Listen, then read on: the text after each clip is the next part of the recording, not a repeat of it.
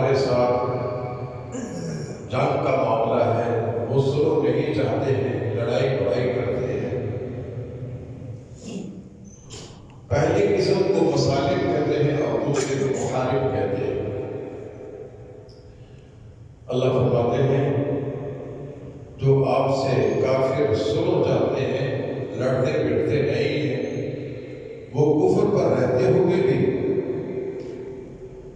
آپ کے لیے وہ رکاوٹ کا باعث نہیں بنتے ہیں، آپ اپنے دین کی نشر و اشاعت کرتے ہیں۔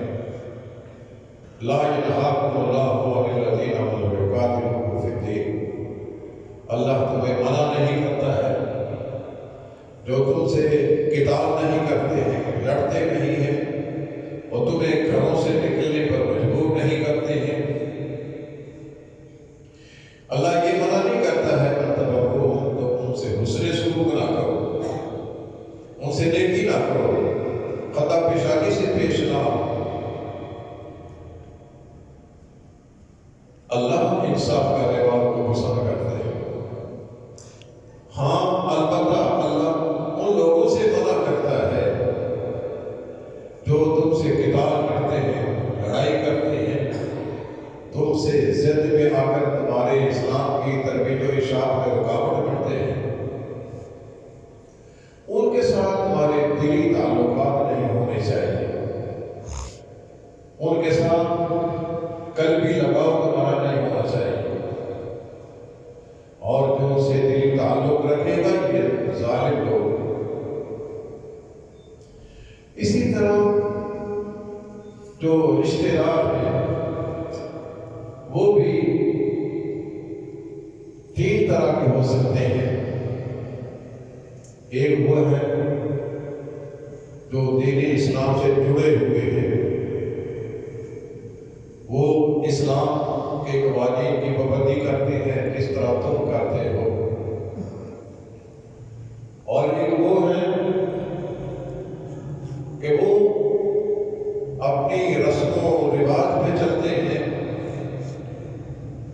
تمہارے کہنے پہ نہیں چلتے، تمہارے کہنے کو نہیں مانتے، لیکن تمہارے لیے رکاوٹ نہیں بنتے۔ تم اپنے دین کی نشر و اشاعت جو کرنا ہے کرتے رہو، وہ روڑے نہیں اٹکاتے۔ اور تیسری وہ قسم ہے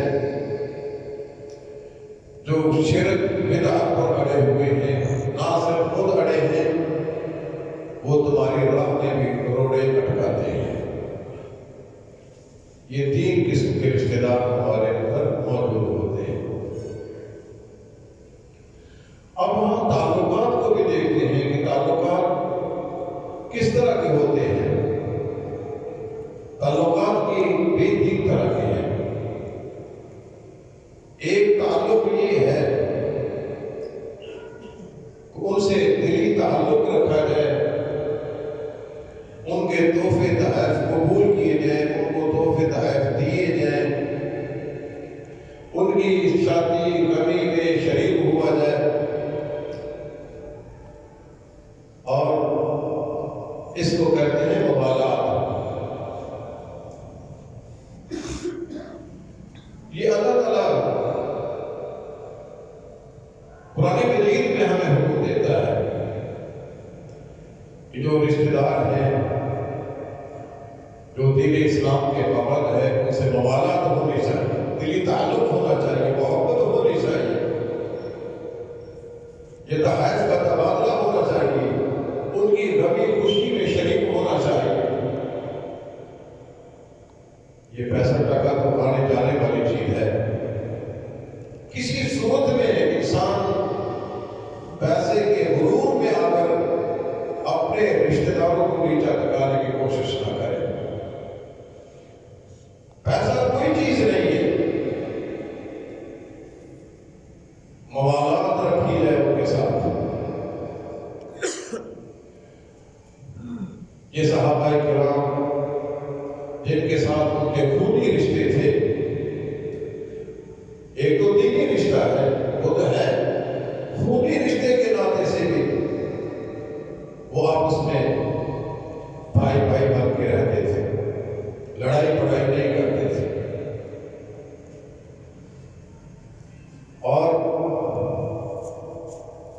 لیکن وہ ہے تو کافر یا مشرک، بدعت، رسومات۔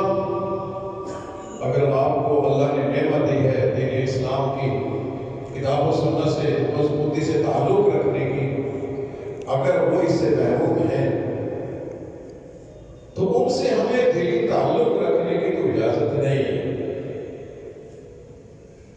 البتہ ان سے یہ ہے کہ رواداری، ہمدردی، غمخواری، اگر ان کو کچھ ضرورت پڑتی ہے تو اس ضرورت کو پورا کرنا، بیمار کی بیمارداری کرنا، یہ اپنی جگہ پہ قائم رہتا ہے۔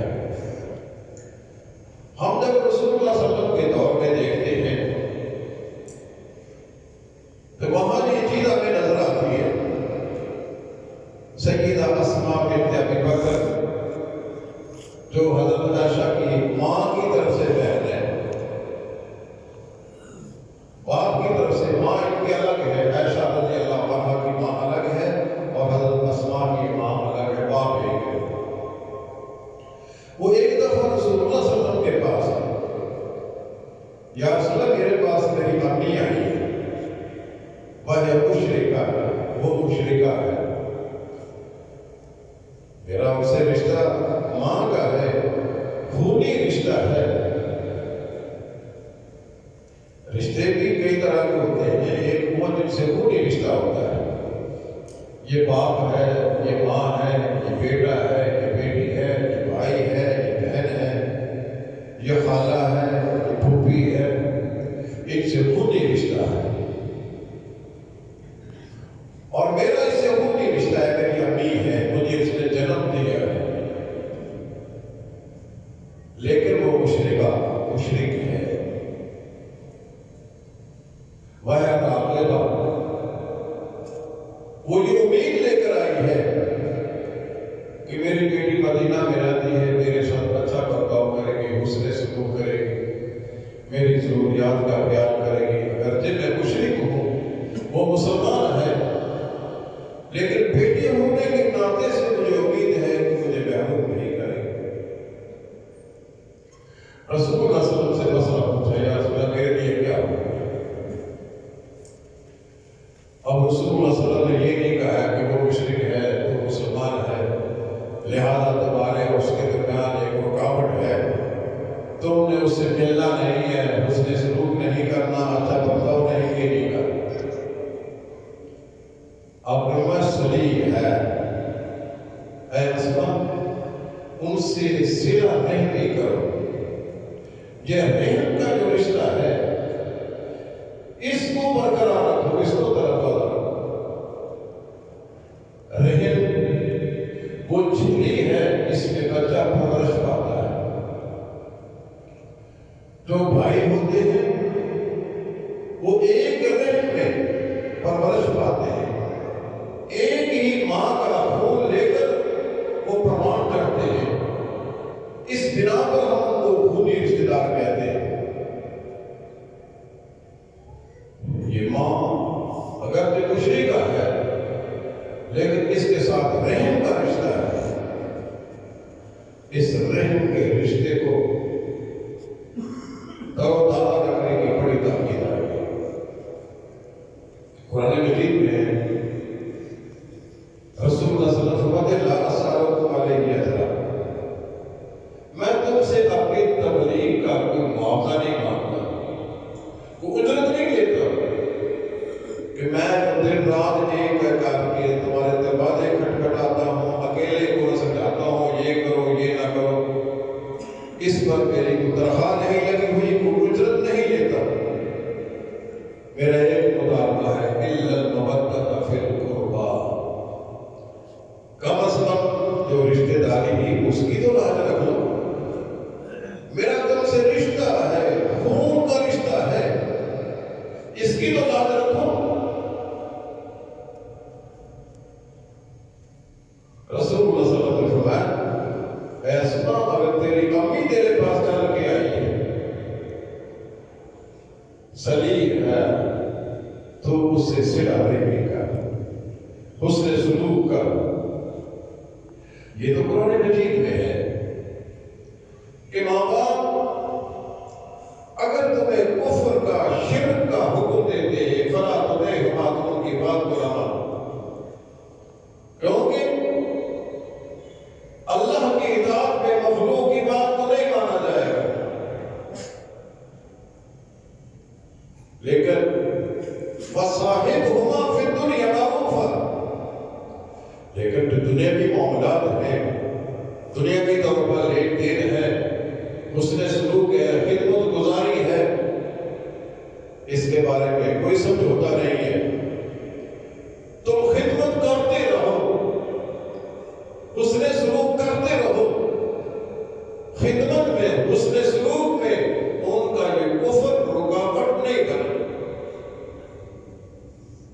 وصاحبهما فی الدنیا معروفا، یہ قرآن کریم کا حکم۔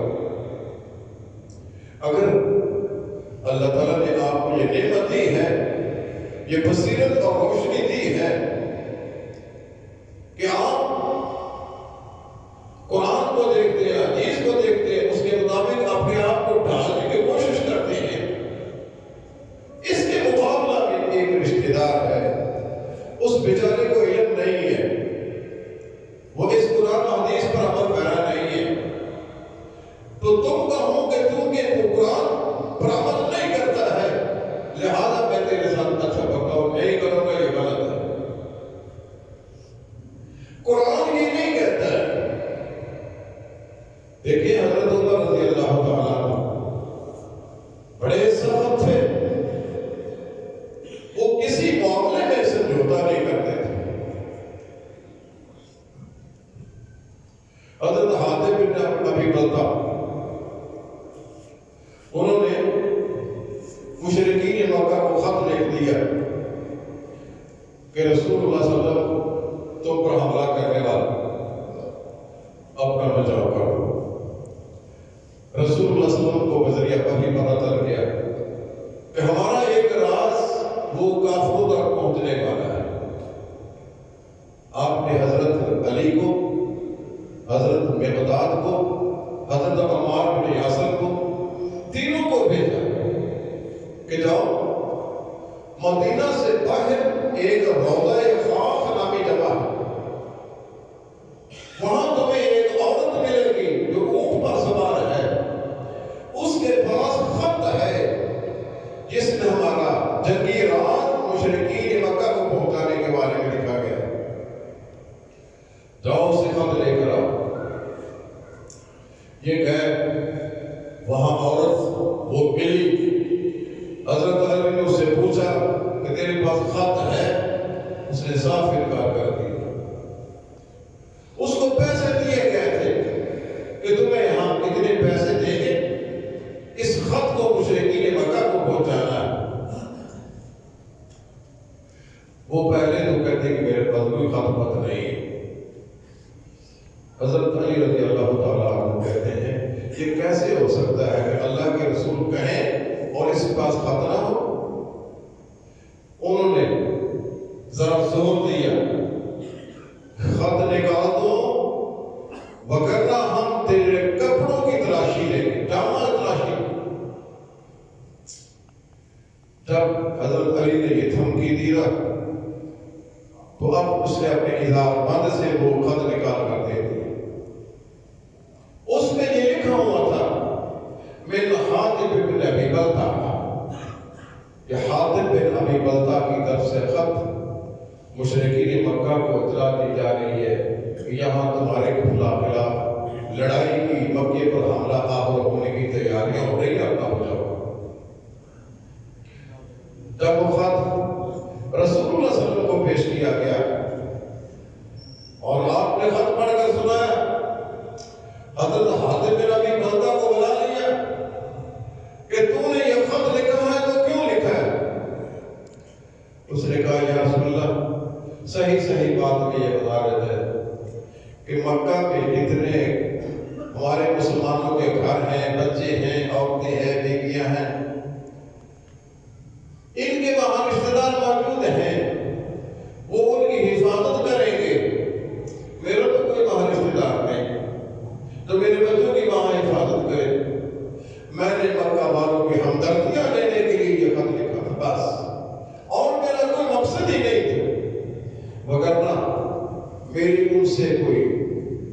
دینی طور پر تو محبت نہیں ہے، یا دین کے مقابلہ میں میں نے ان کو نہیں لکھا ہے، اصل صرف یہ بات حضرت عمر بڑی تیش میں آ گئے. جیسا کہ میں نے کہا کہ حضرت عمر بڑی خیانت والے تھے. فرماتے دعني یا رسول اللہ اضرب عنقہ، اے اللہ کے رسول اب مجھے اجازت دے میں اس کی گردن کو اڑا دیتا ہوں. انہ من المنافقین،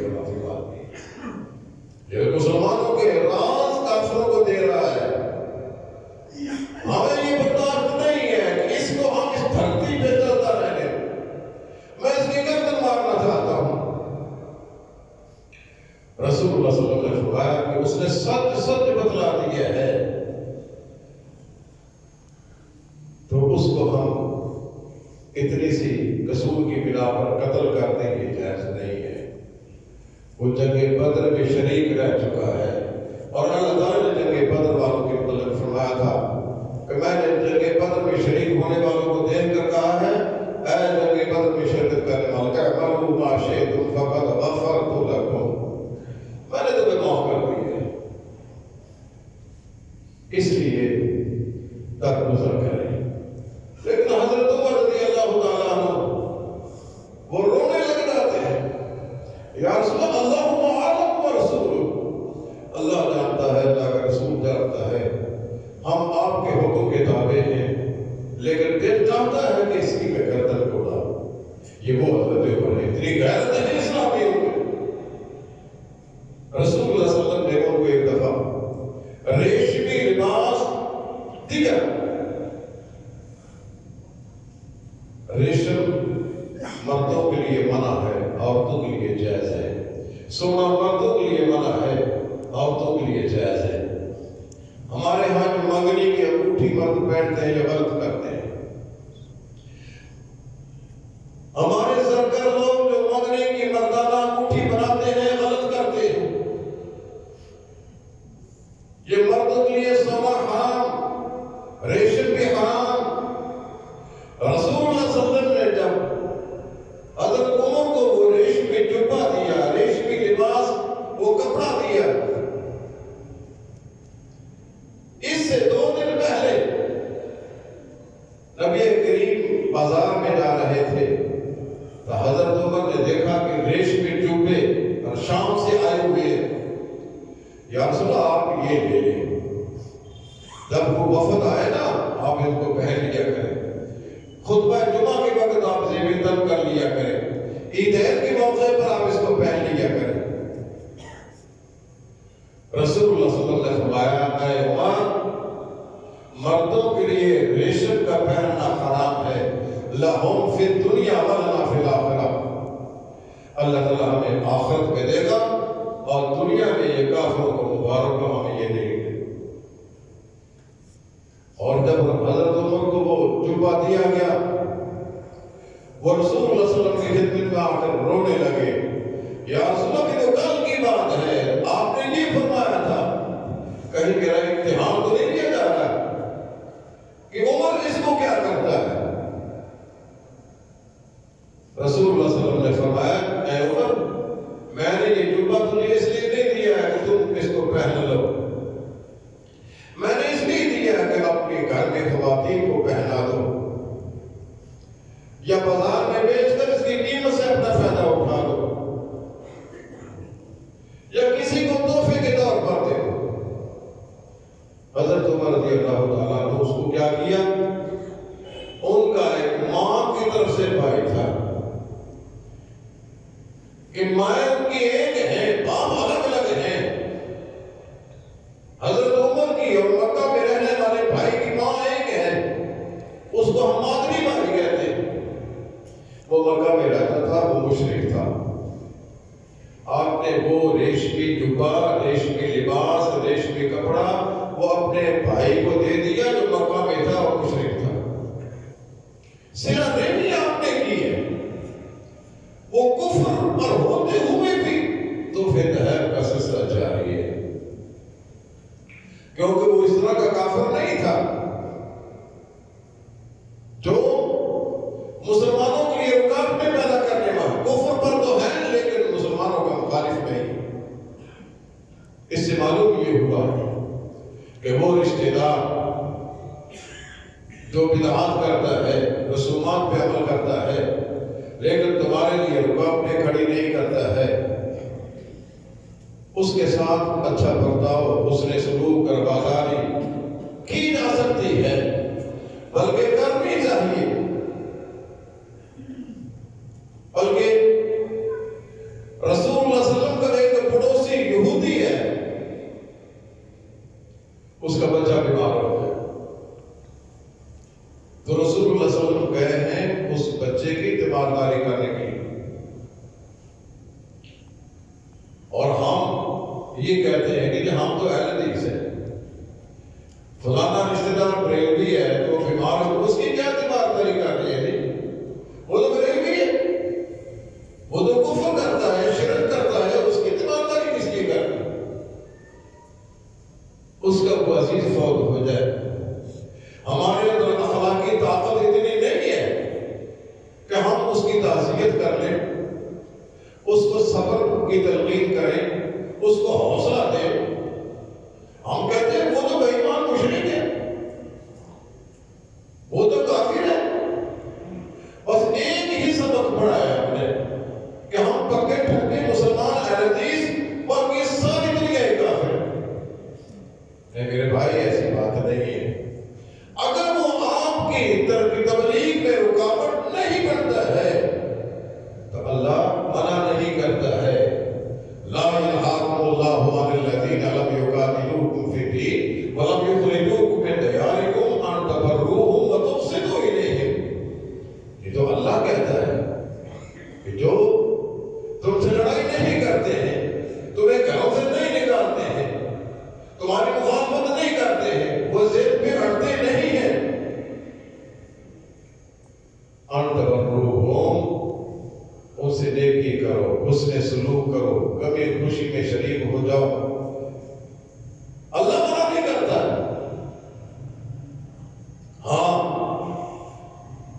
تیسری قسم جو ہے، جو بدعتی انسان ہے اور بدعت کا پرچار کرتا ہے، رسومات کو لوگوں میں پھیلاتا ہے اور رسومات کی حوصلہ افزائی کرتا ہے، آپ کے لیے مخالفتیں کھڑی کرتا ہے، آپ پر کیچڑ اچھالتا ہے، اس کے بارے میں اللہ نے فرمایا ہے انما ينهاكم الله عن الذين قاتلوكم في الدين، جو دین کے معاملے میں تم سے قتال کرتے ہیں، لڑتے ہیں، جھگڑتے ہیں، تمہارے لیے رکاوٹیں کھڑے کرتی ہیں، اللہ منع کرتا ہے ان تولوہم، ان سے دلی تعلق نہ رکھو، موالات ان سے نہیں ہونی چاہیے۔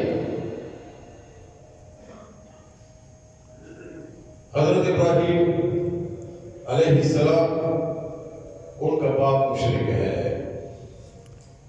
لیکن آخر وقت تک اس کے لیے دعا کرتے رہے۔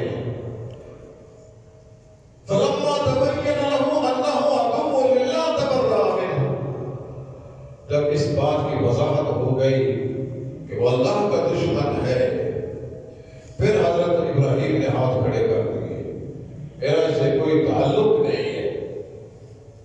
ابراہیم علیہ السلام نے اللہ سے دعا کی تھی رب لا تخزنی یوم یبعثون، یا اللہ مجھے قیامت کے دن رسوا نہ کرنا، ذلیل نہ کرنا، اور قیامت کے دن جب اس کے باپ کو لایا جائے گا، وہ جہنم کی بھیڑیوں میں جھگڑا ہوا ہوگا، اللہ سے کہیں گے اللہ اس سے بڑھ کر اور ذلت کیا ہو سکتی ہے کہ میرا باپ وہ جہنم کی بھیڑیاں پہنے ہوئے۔ اللہ تعالیٰ حضرت ابراہیم کو تسلی دینے کے لیے کہیں گے ابراہیم ذرا اپنے قدموں کی طرف تو دیکھو۔ جب ابراہیم اپنے قدموں کی طرف دیکھیں گے، اس کا باپ بچھو کی شکل اختیار کر چکا، پھر ابراہیم کو نفرت ہوگی اس سے، تبرأ منہ، یعنی آخر وقت تک ان کو سمجھاتے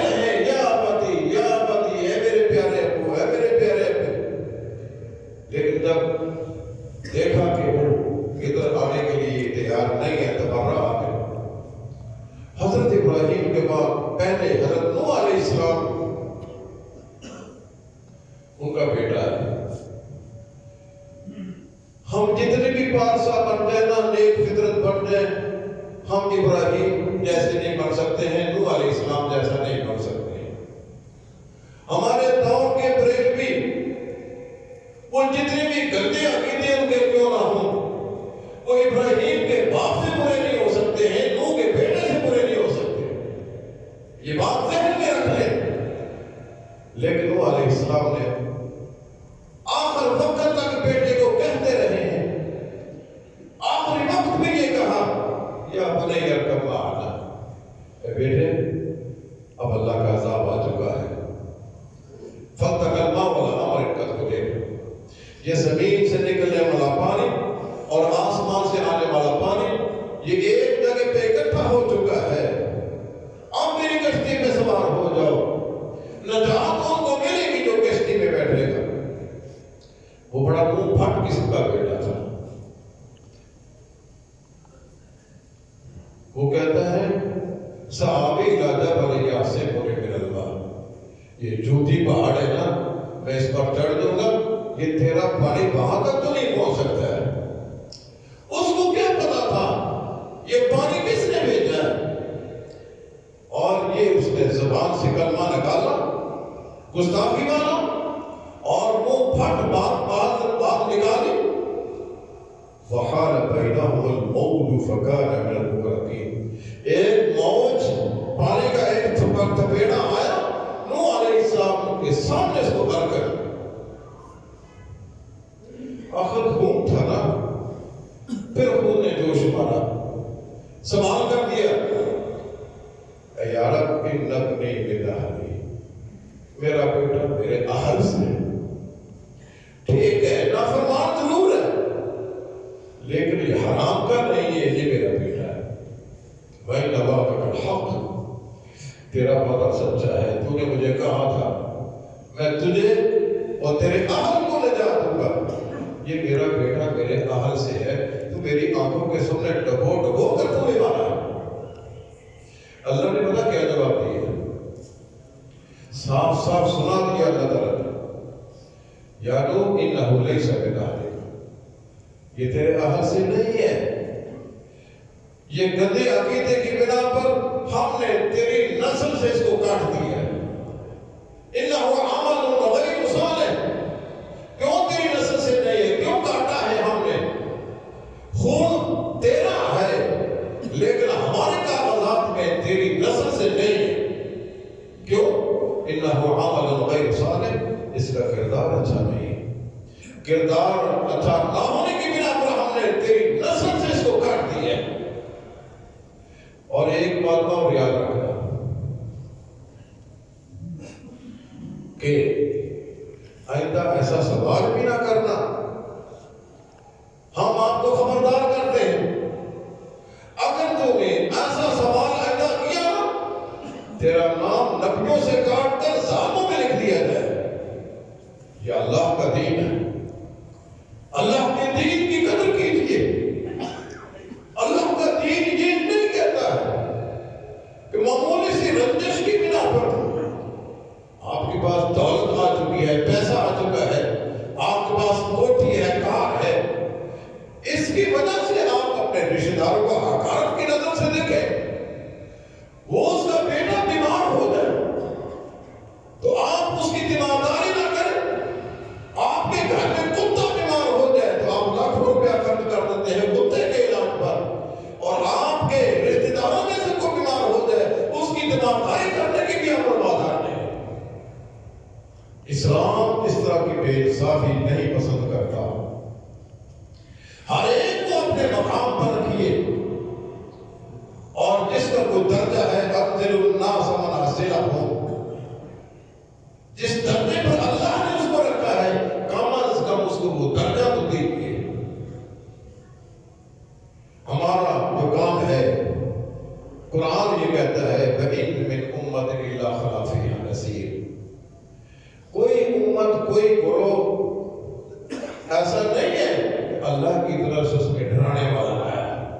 ہم اپنی ذمہ داری تو ادا کریں، سمجھانے کی. آپ اگر آپ کا رشتہ دار، آپ کا چچا، آپ کا ماموں وہ سیدھے راستے پر نہیں ہے تو آپ کو اللہ نے یہ اتھارٹی نہیں دی ہے کہ آپ اس کی بائیکاٹ کر دیں۔ آپ کی ذمہ داری یہ ہے آپ اس کو سمجھائیں، ایک مرتبہ نہیں، دو مرتبہ نہیں، حضرت نوح علیہ السلام ساری عمر لگے رہے۔